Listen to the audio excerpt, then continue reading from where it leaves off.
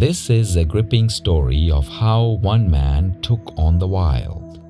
Ethan Cole was a soldier who had seen too much, haunted by his past, struggling with PTSD, and searching for meaning.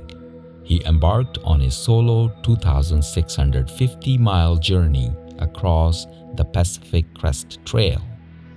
The war may have ended, but his fight never stopped. Not all battles are fought with weapons. Some are fought with every step, from the scorching deserts of California to the icy peaks of Sierra Nevada and the misty forests of Washington.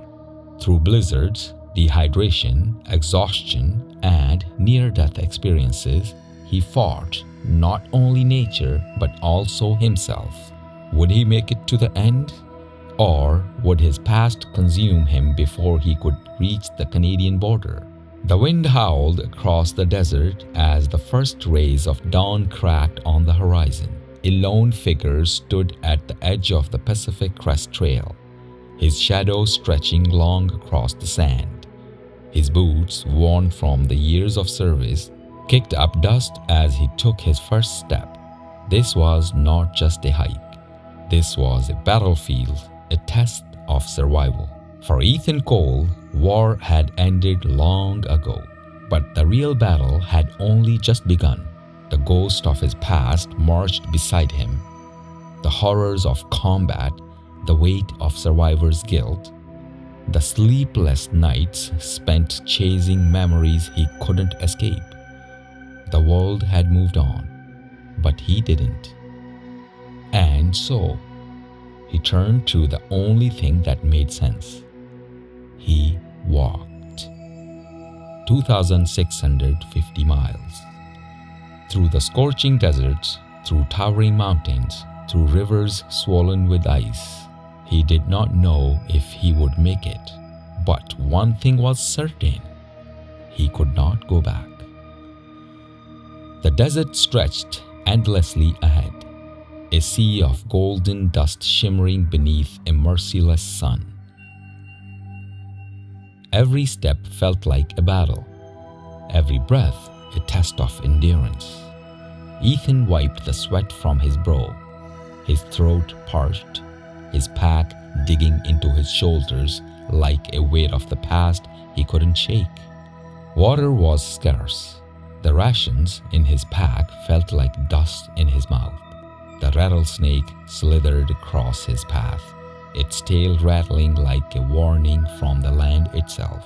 He froze, heart pounding, before carefully stepping away.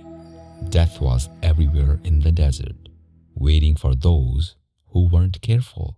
Through it all, the memories haunted him. The sound of a gunshot in the distance could still send his heart racing. The heat of the desert reminded him too much of the places he wanted to forget. But still, he walked. Because stopping meant letting the darkness win.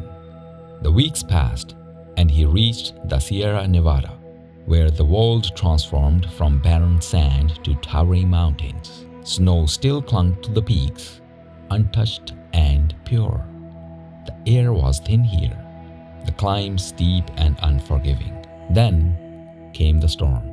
It arrived without mercy, a wall of wind and ice slamming into him as he attempted to cross Forester Pass. His hands, numb and useless, fumbled to set up his tent. But the wind howled like a beast, ripping the stakes from the frozen ground. His only choice was to dig. With trembling fingers, he carved a space into the snow. A crude shelter. The cold seeped into his bones. His breath was shallow, his vision dimming. Was this where this journey ended? Somewhere in the back of his mind, he heard his old commanding officer's voice. "Keep moving, soldier!" When dawn broke, he emerged shivering but alive. The storm had passed, leaving behind an untouched white landscape. He had survived the storm, and something deep inside him shifted. Perhaps, just perhaps, he could survive the war within himself too. When he reached Oregon, the forests of Oregon were a different kind of test.